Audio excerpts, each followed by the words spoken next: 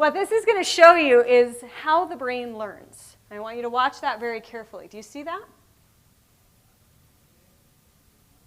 It's going to slow it down for you so you can see again what happened there.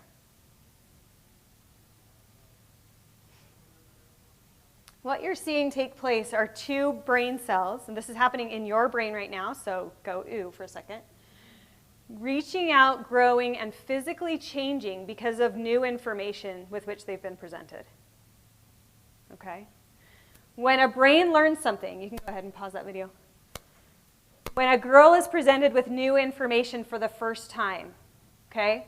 Information like, you know, you should go to college. She hears that once, and she creates a weak little pathway physically. Her brain changes to accommodate that new information. But if she never hears that again, what's going to happen to that connection?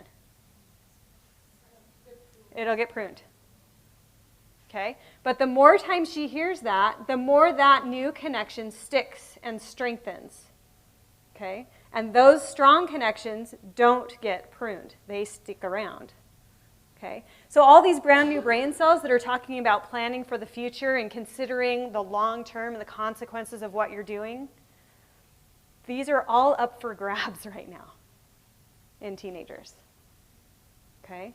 And the experiences that they have and that are repeated in their lives are the ones that are going to be strong and help them make decisions. So not only are these memories that we're making, but we're actually physically changing the way they see the world, the way they see themselves, the ways they think, because you think through those connections.